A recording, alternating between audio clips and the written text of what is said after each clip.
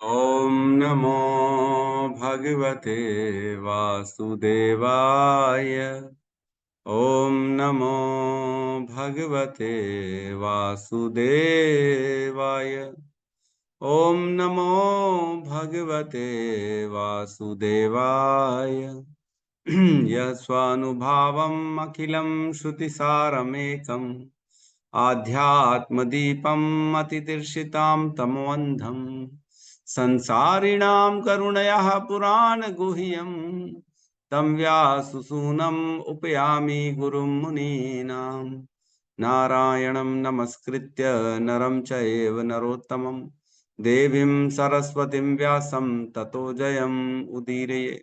श्रवणतां स्वकथा कृष्ण पुण्यश्रवणकीर्तिनः हृदयन्तस्थो हि अभद्राणि विधुनोति सुहृत् सताम्। नष्टप्रायेषु अभद्रेषु नित्यं भागवत सेवया भगवती उत्तम श्लोके भक्तिर्भवति नैष्टिकी।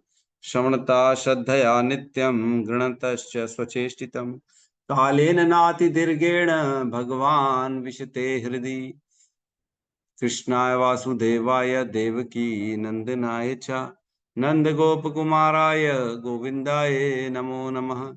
जय श्री कृष्ण चैतन्य प्रभु नित्यानंद श्री अद्वैत गदाधर श्रीवासादि गौर भक्त वृंद।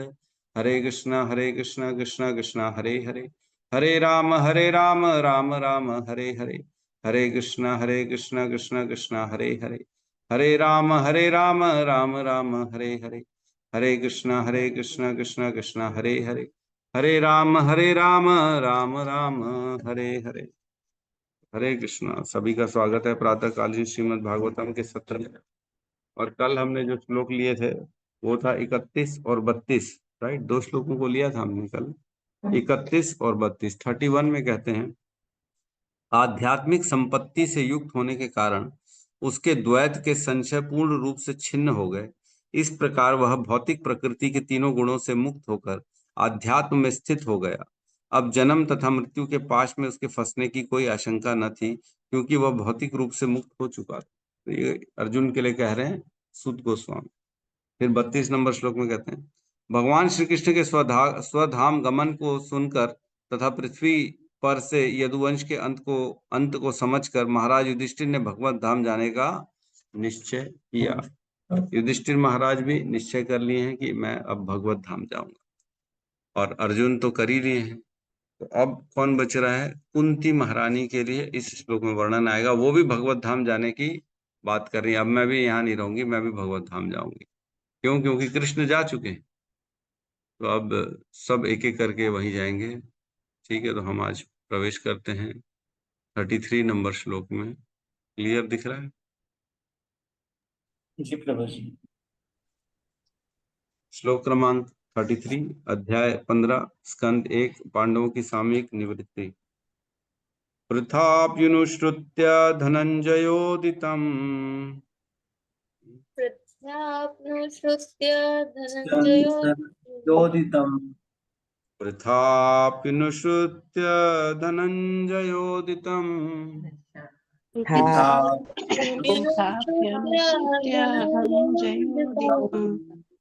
नाशं यदूनां भगवद्गतिं च ताम् नाशं यदूनां भगवद्गतिं च ताम्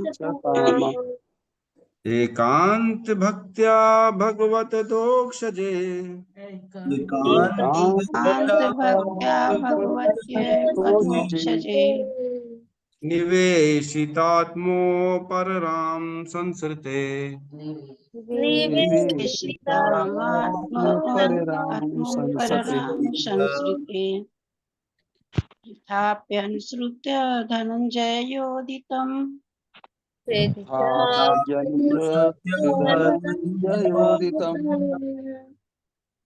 नाशं यदूनां भगवतीं च ताम् नाशं यदूनां भगवद्गतिं च ताम् एकान्तभक्त्या भगवतदोक्षजे एकान्तभक्त्या भगवद्यथोक्षजे निवेशितामात्म परराम संस्कृते परराम संतते। हरे कृष्ण। प्रेताभ्यनुश्रुत्य धनञ्जयोदितम् तथाप्यनुसृत्य धनञ्जयोदितं धनञ्जयोदितं नाशां यदूनां भगवद्गतिं च ताम् नाशं नाशं यदूनां यदूनां भगवद्गतिं भगवद्गतिं तताम्। शताम्। कान्तभक्त्या भगवद्यधोक्षजे एकान्तभक्त्या एकान्तभक्त्या भगवत्यधोक्षजे भगवद्गतोऽच्छजे। परिराम संस्कृतेः निवेशिता निवेशिताम् आत्मपरिराम संसते। परराम संस्कृते तथाप्यनुसूति धनञ्जयोदितम् तथाप्यनुसृत्य धनञ्जयोदितं नासं यदूनां भगवद्गतिं च ताम। नासं यदूनां भगवद्गीता एकान्तभक्त्या भगवयधोक्षजे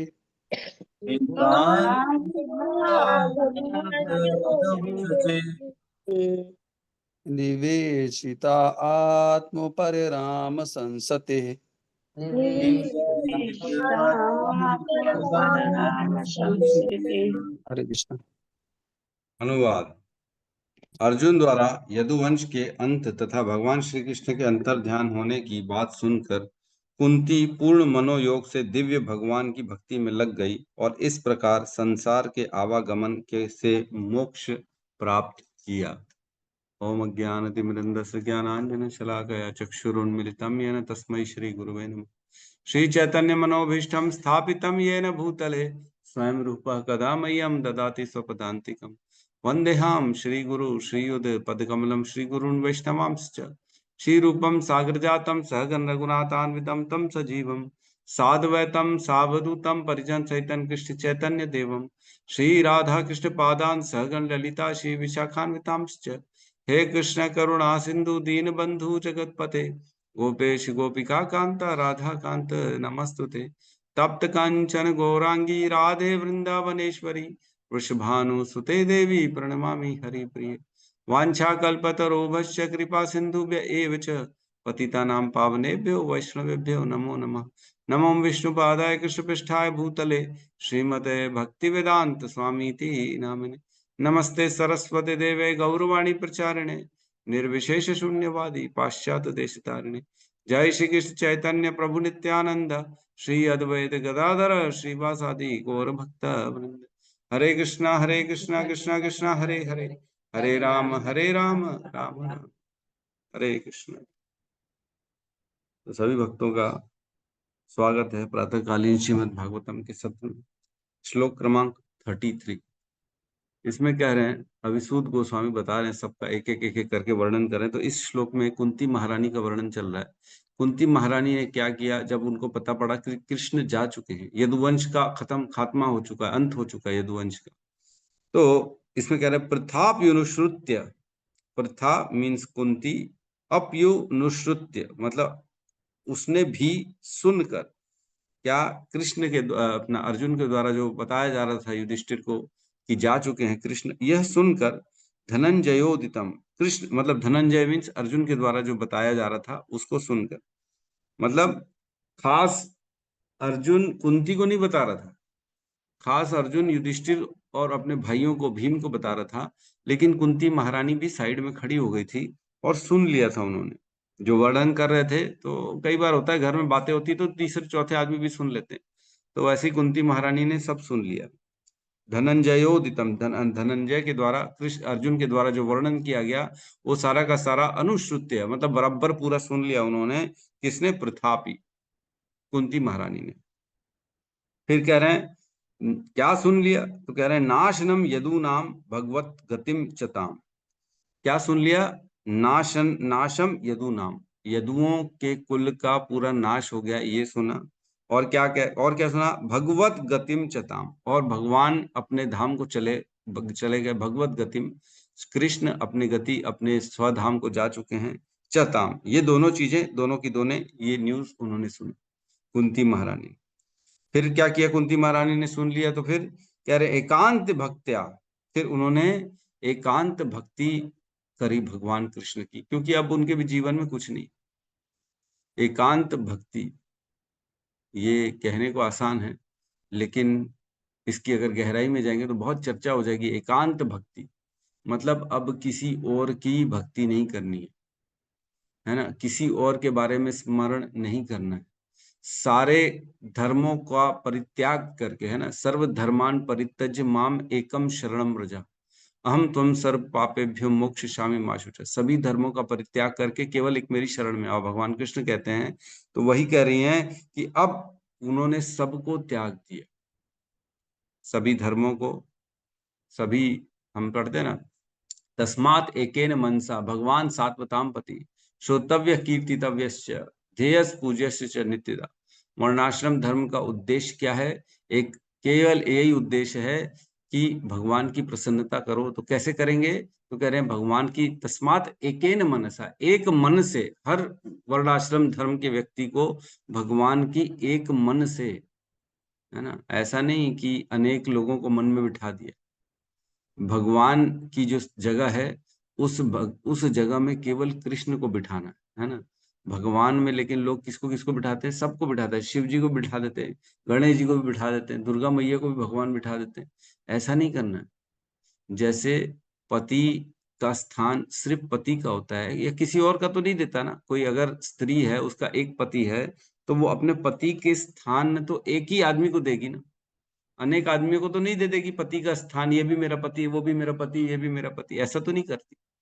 उसी प्रकार भगवान का जो स्थान है हमारे हृदय में, वो केवल और केवल एक को, कृष्ण को देना चाहिए।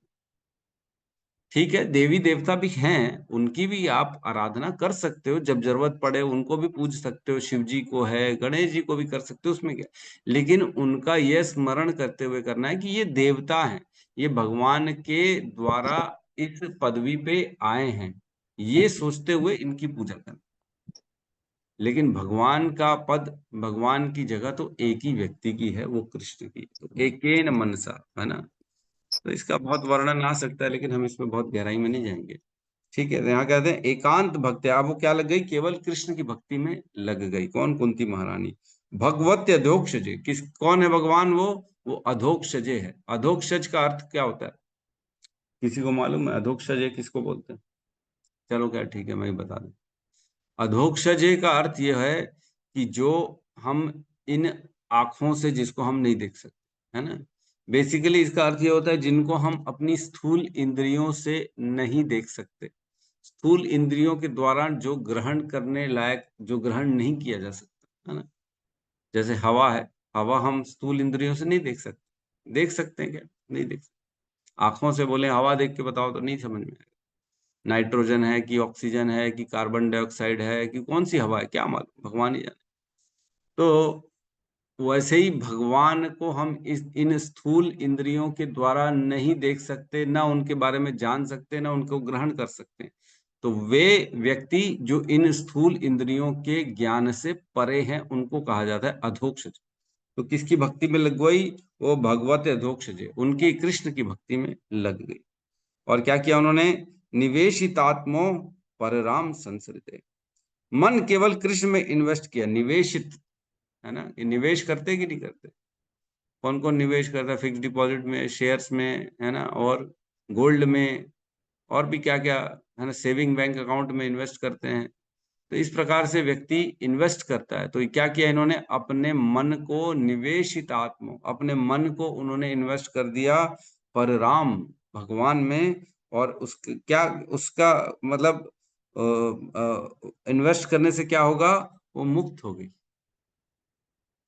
वह अब इस संसृते, संसृते का अर्थ है जन्म मृत्यु के चक्र से बाहर हो जाना, है ना। एक श्लोक हमने पढ़ा था, उसमें कहते हैं आपन्ना संसृतिम घोरम, आपन्ना संसृतिम घोरम। संसृतिम, संसृतिम मीन्स इस भौतिक संसार के जन्म मृत्यु के चक्र में फंसना, है ना, संसृतिम। तो क्या होगा, आपन्ना संस्कृतिम घोरम, इस घोर जन्म मृत्यु के चक्र से निकल जाना। आपन्ना संस्कृतिम घोरम यन नाम विवशो गृह्णान, जिसने भगवान के नाम का उच्चारण कर लिया है वह इस भौतिक संसार के जन्म मृत्यु के चक्र से बाहर हो जाता है। आपन्ना संस्कृतिम घोरम, घोर जो बड़ा कठिन है जन्म मृत्यु का चक्र, आसान नहीं है, बहुत तकलीफ होती है इसमें। जन्म मृत्यु जरा व्याधि, जन्म होता है, मृत्यु होती है, बुढ़ापा आता है, बीमारियां आती हैं, अनेक अनेक प्रकार के तीन तापों से दुर्गा देवी हमको परेशान करती है, आदि दैविक, आदि आत्मिक, आदि भौतिक।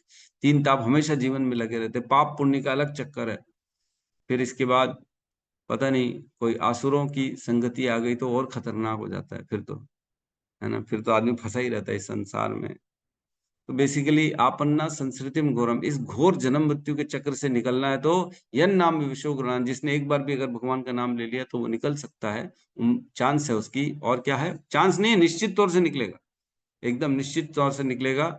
और क्या है, आपन्ना संस्कृतिम घोरम यन नाम विवशो गुणान तथा सद्यो विमुच्येत यद विभेति स्वयं भयम, जिसके नाम से स्वयं भय भी भयभीत रहता है ना। तथा सद्यो विमुच्येत, और सब प्रकार के विमुच्येत, निकल जाते हैं हमारे से, छूट जाते हैं सारे पाप, और पाप हमारे से दूर हो जाते हैं।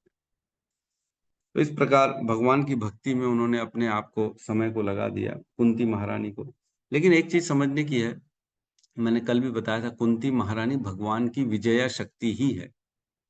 तो विजया शक्ति है और वो इस संसार में आती हैं भगवान की शक्ति, और इतना दुख झेलती हैं, है ना, तो भी वो कभी भी कृष्ण से अपने आस्था को या कृष्ण के प्रति अपने प्रेम को कम नहीं करती। मैंने पहले भी बताया था, जो भगवान के पार्षद होते हैं वो आते हैं इस संसार में और वो ये जरूर जानते हैं कि हमको केवल और केवल कृष्ण को तुष्ट करना है, कृष्ण की सेवा करनी है, ये उनको मालूम रहता है। बाकी सब उनको वॉश आउट कर दिया जाता है, उनको भुला दिया जाता है कि तुम पार्षद हो, तुम नित्य मुक्त हो, तुम भगवान के साथ लीलाएं करने आए हो, ये सब उनके अंदर इतना स्मरण नहीं रहता। तो फिर तो जो है वो लीला खत्म हो जाएगी फिर तो उनको ये चीजों से हटा दिया जाता है। उनको केवल ये याद रहता है कि मैं हर स्थिति में कृष्ण का सेवक हूँ, मुझे कृष्ण की सेवा करनी है, मेरा उद्देश्य केवल कृष्ण की प्रसन्नता, ये उनके अंदर हृदय में हमेशा बसा रहता है। इसीलिए उनको नित्य मुक्त कहा जाता है ना, इसलिए उनको भगवान का पार्षद कहा जाता है। क्यों? क्योंकि भगवान से कभी भी विलग नहीं होते। हमने उस दिन भी चर्चा करी थी कि एक माता जी ने बड़ा अच्छा बोला था कि प्रभु जी, मैं जब जब भगवान के सामने जाती हूँ तो मैं ये सोचती हूँ कि इनसे मांगूं क्या, है ना। तब हमने बताया था क्या मांगना है। तो भगवान से एक ही चीज हमेशा मांगनी चाहिए, हे भगवान, ऐसा कभी काल, ऐसा कभी समय ना आए कि मैं आपका स्मरण ना कर सकूं, है ना, आपकी सेवा से वंचित हूं, ऐसा कभी समय ना आए। हर काल, हर समय, हर परिस्थिति में आपके चरणों में आपकी सेवा करता रहूं, मेरी मति रति केवल आप में लगी रहे, आपका विस्मरण कभी ना हो मुझे, किसी भी योनि में, किसी भी स्थिति में आपका विस्मरण ना हो, हमेशा आपकी सेवा करता रहूं, और इस प्रकार मैं आपके अपने जीवन को, जो मेरे जीवन का उद्देश्य है, उसको प्राप्त कर सकूं, मैं इस जीवन को सफल कर सकूं आपकी सेवा मात्र करने से। तो ये हमको भगवान से मांगना चाहिए, क्योंकि मति तो भगवान देता है ना भुला देंगे तो कैसे पता पड़ेगा, हम भूल गए। एक्सीडेंट हो जाता है, लोगों की बुद्धि जो है काम करना बंद हो जाती है, अपने ही घर वालों को पहचानते नहीं तो भगवान को कहां से पहचाने। ऐसा समय ना आए कि हम भगवान को भूल जाए, ये हमेशा स्मरण करना चाहिए, क्योंकि कभी भी मृत्यु आ सकती है। Any time death can enter any time हमारे जीवन में, कभी भी, क्योंकि जब पैदा हुए तब से तो मृत्यु हमारे पीछे पड़ी हुई है। बस रेस चल रहा है चूहे बिल्ली टाइप का, कब वो पकड़ लेगी, कब हम बच लेंगे, और कुछ नहीं। तो हमको बेसिकली भगवान का स्मरण करना है। तो कुंती महारानी की स्तुति में आता है, श्रवन्ति गायन्ति गृह्णन्ति अभीक्षणः स्मरन्ति निन्दन्ति तवेहितं जना त एव पश्यन्त चिजेन तावकं भव प्रवाहो परमं पदाम्बुजम्। कुंती महारानी कहती है कि जो ये 5 चीजें करते हैं, श्रवन्ति गायन्ति गृह्णन्ति नन्नन्ति स्मरन्ति, है ना, जो स्मरण करते हैं, जो प्रसन्न होते हैं दूसरों को देख के, जो सुनते हैं, जो बोलते हैं, और जो ग्रहण करते हैं क्या, भगवान के नाम गुण रूप लीला को, है ना। इनको जो ये 5 चीजें जो करते हैं वो एव अचिरेण तावकम, वो तुरंत भगवान का दर्शन करते हैं, तुरंत भगवान का दर्शन करते हैं। और ऐसे चरणों का दर्शन करने से क्या होता है, भव प्रवाहो परमम पदाम्बुजम, वो इस जन्म मृत्यु के चक्र से तुरंत बाहर कर दिए जाते हैं। तो भगवान का दर्शन, भगवान का स्मरण, भगवान की वाणी, भगवान के नाम, ये हमको तुरंत इन जन्म मृत्यु के चक्र से बाहर करने में क्षमता रखते हैं। ठीक है, तो बेसिकली कुंती महारानी तो स्वयं पार्षद है, तो वो शरीर छोड़ने की समय भगवान को स्मरण करें। तो भगवान के जितने जितने नित्य पार्षद है ना, वो सब अपने शरीर, जब वो आते हैं भगवान के साथ लीला करने, लीला में पार्टिसिपेट करते हैं और भगवान के साथ साथ वापस निकल जाते हैं। अब अगले ब्रह्मांड में कहीं और पे जाना है, कहीं और पे भगवान के साथ लीलाएं करनी। तो हर पल वो हर समय भगवान के साथ किसी न किसी ब्रह्मांड में भगवान की लीलाओं में पार्टिसिपेट करते रहे। ये शरीर छोड़ेंगे यहाँ से, फिर कहीं ना कहीं महाभारत चल रही होगी, फिर वहां चले जाएंगे, फिर दोबारा कुंती महारानी का रूप ले लेगी वहां पे, फिर दोबारा लीला चालू हो जाएगी भगवान। जैसे हर समय कहीं ना कहीं सूर्योदय हो रहा है। अभी यहाँ सूर्योदय हो रहा है, कुछ समय बाद यहाँ जब पूरा सूर्योदय हो जाएगा तो कुछ समय बाद फिर अफगानिस्तान में, कहीं चाइना में सूर्योदय होगा, फिर वहां के बाद कुछ समय बाद रशिया में सूर्योदय होगा। तो हर पल, हर समय, हर घंटे कहीं ना कहीं सूर्योदय हो रहा है। 24 घंटे 24 देशों में कहीं ना कहीं सूर्योदय हर पल हो रहा है। उसी प्रकार भगवान की लीलाएं भी हर पल, हर किसी ब्रह्मांड में, किसी न किसी ब्रह्मांड में चल रही है। तो उस ब्रह्मांड में जाके फिर वो पार्टिसिपेट करते हैं भगवान के पार्षद। ठीक है, तो इस प्रकार कुंती महारानी, इसमें एक बड़ी अच्छी चीज है, तात्पर्य में कहते हैं, जिस प्रकार महाराज युधिष्ठिर ने भगवत धाम जाने का निश्चय कर लिया, उसी प्रकार कुंती ने भी किया। अतः वे श्री भगवान के दिव्य भक्ति में लग गई, जिससे वर्तमान भौतिक शरीर को त्यागने के पश्चात भगवत धाम जाने हेतु प्रवेश पत्र निश्चित हो सके। है ना, एडमिट कार्ड मिल सके। भक्ति करने का एडमिट कार्ड, भक्ति करने से क्या मिलता है, एडमिट कार्ड मिलता है, कहाँ का, भगवत धाम जाने का। ये बता रहे। तो अगर हमको भी एडमिट कार्ड चाहिए, एग्जाम में बैठना है तो एडमिट कार्ड तो चाहिए, घुसने नहीं दिया जाएगा बिना एडमिट कार्ड के हमारे। तो एडमिट कार्ड क्या है, भगवत भक्ति, भगवान की अहेतु की भक्ति, इसको करना। लास्ट की 3 लाइन में कहते हैं, मनुष्य को चाहिए कि भक्तिमय सेवा के अभ्यास से वह भगवत धाम वापस जाने की तैयारी करे। यह भगवत धाम जाने हेतु प्रवेश पत्र का कार्य करती है, और कुंती ने यही किया। तो हम सबको भी यही करनी है कि हमारे जीवन में भक्ति करनी है, ताकि हम भक्ति करके अपने आप को एलिजिबल हो सके, एडमिट कार्ड प्राप्त कर सके भगवत धाम जाने का। ये सबके जीवन का उद्देश्य है। तो पासपोर्ट, बेसिकली पासपोर्ट भी कह सकते हैं, जैसे किसी देश में जाना है, पासपोर्ट के बिना उधर एंट्री नहीं मिलेगी ना, बाहर से ही भगा दिया जाएगा। या वीजा कह लो, वीजा मिलता है तब उस कंट्री में प्रवेश करने दिया जाता है। वैसे ही भगवान की भक्ति भी वीजा है भगवत धाम का। जैसे अमेरिका जाना है, पहले वीजा के लिए अप्लाई करना पड़ता है, फिर इंटरव्यू होता है, फिर वो लोग चेक करते हैं लायक हो कि नहीं लायक हो, फिर 6 महीने लगाते हैं, 6 महीने बाद फिर वीजा आता है। हाँ ठीक है, चलो इनको वीजा दे दिया जाए, हमारे देश में आने के लिए ये आ सकते हैं। वो वीजा दिखाएंगे तो वहां कोई रोकेगा नहीं, हमको सीधा घुसने दे दिया जाएगा अमेरिका में।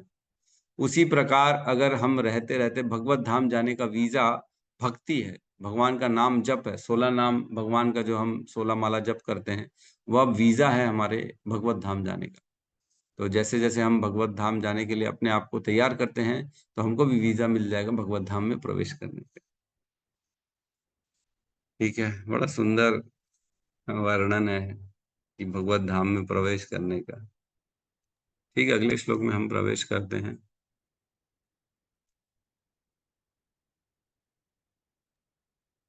34 नंबर श्लोक में, है ना। यया हरद भुवो भारम यया हरद्भुवो भारम् ताम तनुम विजहावजः तां तनुं विजहावजः कंटकम कंटकम कंटकेनेव कंटकं कंटकेनैव द्वयं चापि शितुः समम्। द्वयं चापि पितुः समम्। यया हरद भुवो भारम यया हरद भुवो भारम तां तनुं विजहावजः तां तनुं विजहावजः कंटकं कंटकेनेव कंटकेनेव त्रयं चापि सुतं समम् द्वयं चापि सितुः समम् समम् यया हरद्भुवो भारम् यया हरद भुवो भारम तां तनुं विजहावजः तनुं विजहावजः कण्टकं कण्टकेनेव कंटकं कंटकेनेव द्वयं चापि सितुः समम् द्वयं चापि सितुः सितुः समम्। समम् यया हरद भुवो भारम यया हरद भुवो भारम तां तां तनु विजहावजः तां तनु तनुं विजहावजः कंटकं कंटकेनेव कंटकेनेव द्वयं चापि सितुः समम्।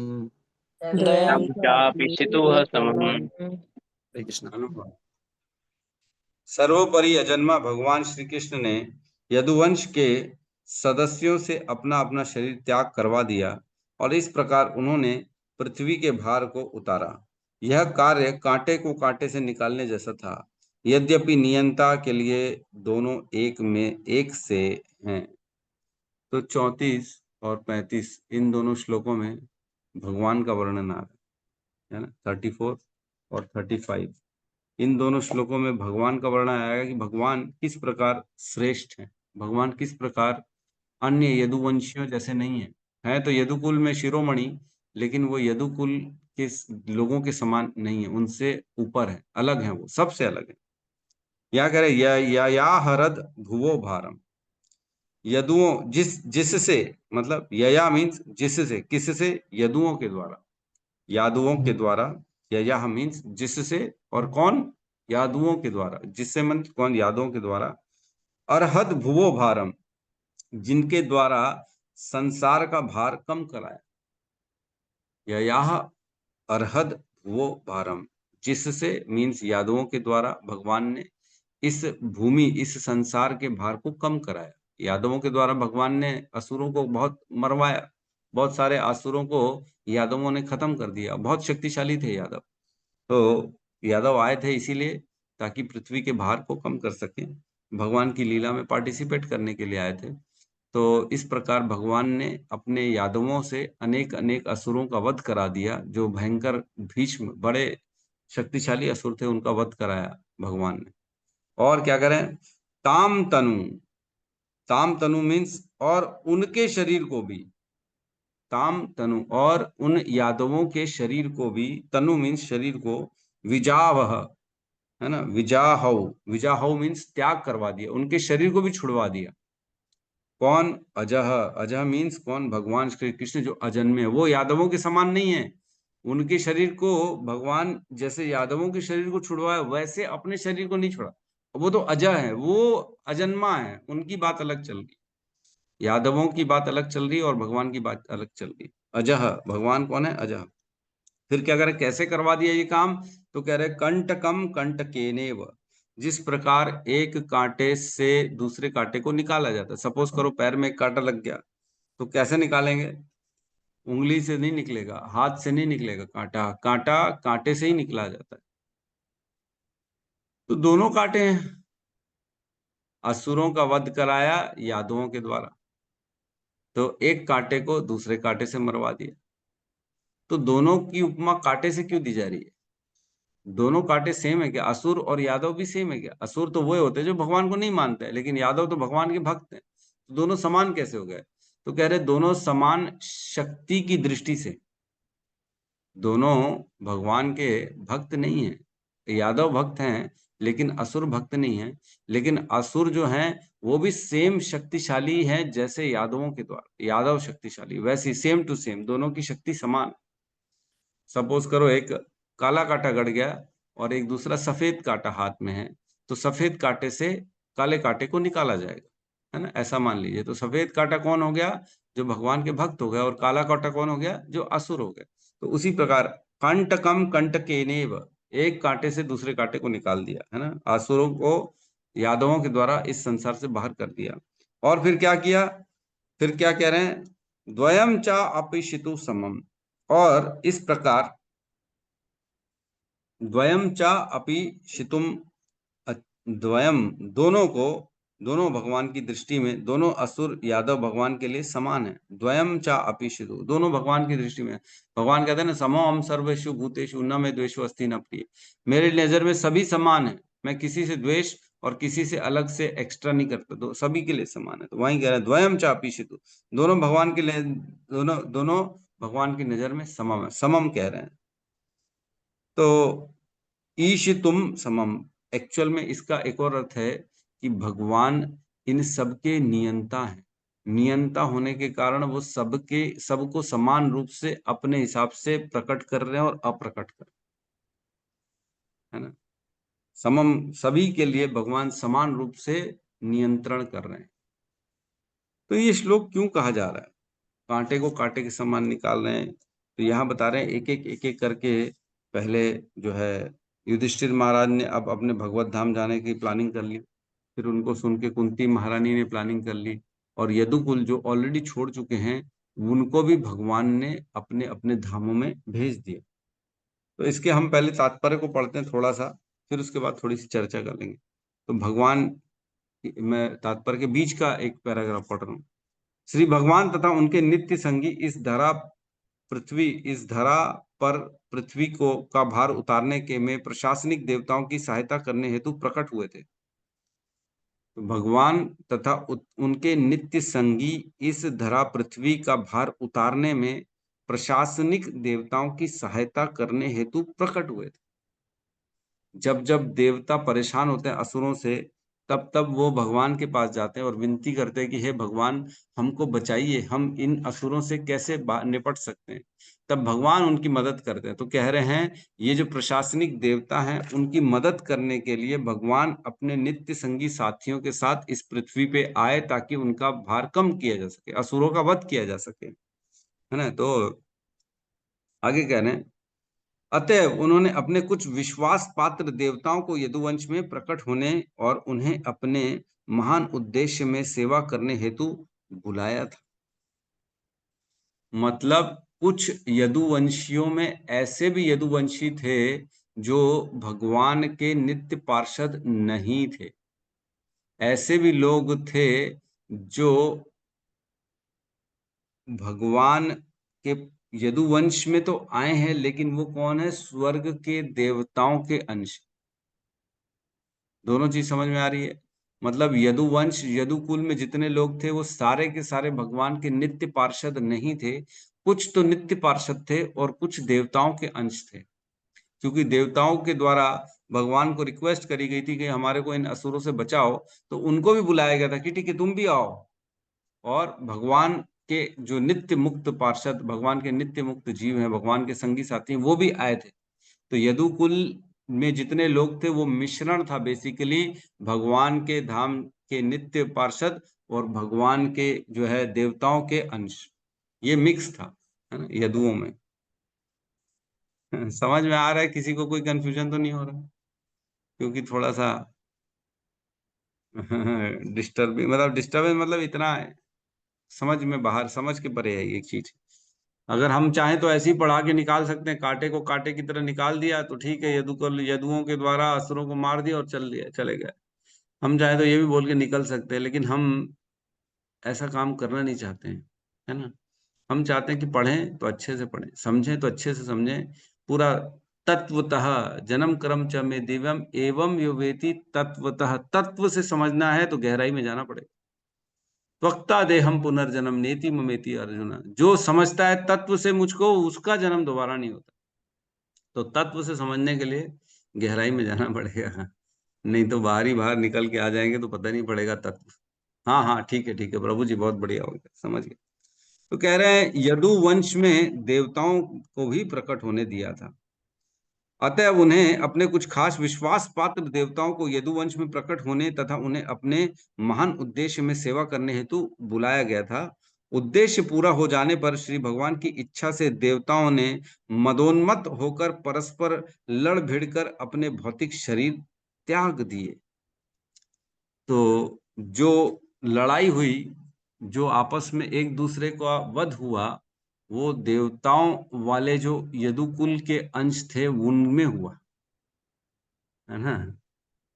तो और जैसे एक दूसरे को उन्होंने मारा, तो जब शरीर छूटा, जो देवताओं के अंश थे वो वापस स्वर्गलोक को चले गए, और जो भगवान के नित्य पार्षद थे वो भगवान के साथ दूसरे धाम में चले गए, है ना। और एक और इसमें अर्थ निकाला जाता है, वो मैं बता रहा हूँ। बताया जा रहा है कि जैसे कांटे को कांटे से निकाला, इसका अर्थ एक और ये हो गया, जैसे असुर और देवता, है ना, देवताओं के अंश भी यदुकुल में आ गए थे, तो उनके द्वारा भी असुरों को मारा गया। लेकिन क्या देवता परमानेंट देवता रहते हैं? नहीं रहते। वो भी कभी ना कभी अपनी गति नीचे कर देते, हो सकता है कभी वो असुर बन जाए, तो वो भी तो पृथ्वी पे भार ही है। लेकिन कौन भार नहीं है पृथ्वी पे? जो भगवान के नित्य पार्षद है वो भार नहीं। तो कांटे को कांटे से निकलवाया मीन्स देवताओं के अंश वाले यदुओं से असुरों का वध करा दिया।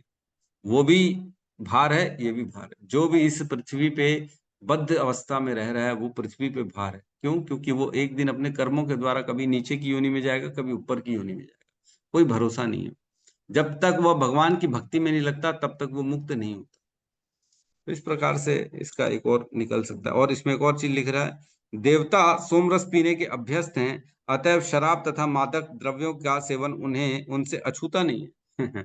क्योंकि देवता सोमरस पीते रहते रेगुलरली स्वर्ग में, इसलिए यहाँ पे भी उन्होंने मदिरा का पान कर लिया, है ना। कभी कभी उन्हें उन्मत्तता के कारण कष्ट उठाने पड़ते हैं, तो बेसिकली उन्होंने शराब पी, इसलिए एक दूसरे को मार दिया।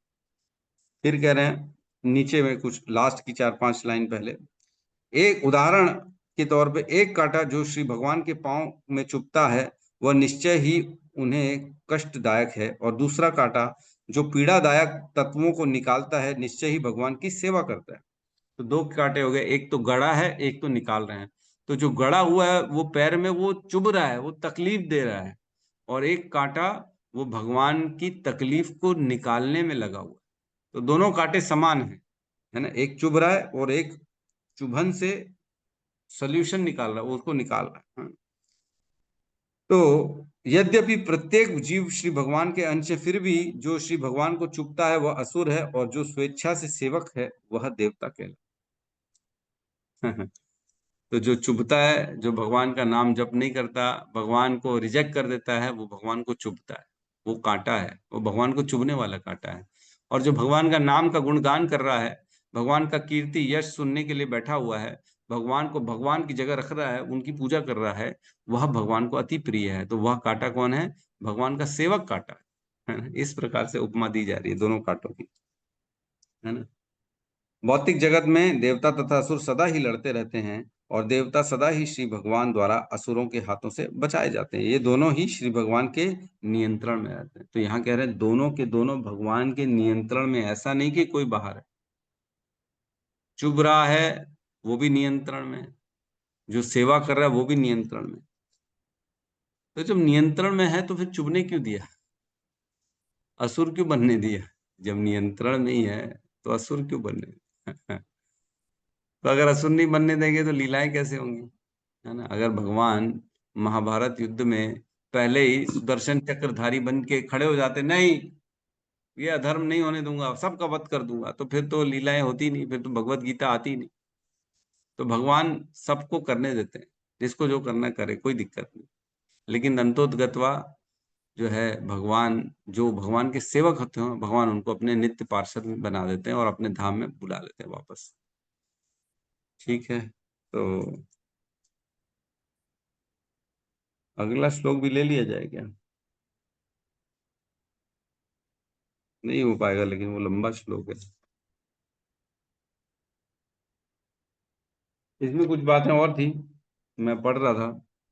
तो जिस प्रकार कुंती महारानी भक्ति का आश्रय लेके भगवान के धाम जाने की तैयारी कर रही हैं, युधिष्ठिर भी जाने की तैयारी कर रहे हैं। तो हम जो देखते हैं प्रैक्टिकल एग्जाम्पल है हमारे सामने, जो चैतन्य महाप्रभु आए थे तो उनके साथ नित्यानंद प्रभु आए थे, तो वो सभी के सामने बांके राम में प्रवेश किए थे। बांके राय जो है एक टेम्पल होगा, वहां पे प्रवेश, उसी भगवान के विग्रह के अंदर स्वयं नित्यानंद प्रभु प्रवेश कर गए थे जब उन्होंने अपने शरीर को यहाँ पे अप्रकट लीला करी थी, वो जब अपने आप को यहाँ से ले जा रहे थे धाम। और चैतन्य महाप्रभु स्वयं टोटा गोपीनाथ के जो विग्रह में प्रवेश कर गए थे, है ना। ये चैतन्य चरित्रामृत में कहते हैं दोनों में। और नरोत्तम दास ठाकुर जो थे वो पद्मा नदी में गए थे और वहां वो दूध बन गए थे। वो दूध होता है ना, वो बन गए थे नरोत्तम दास ठाकुर।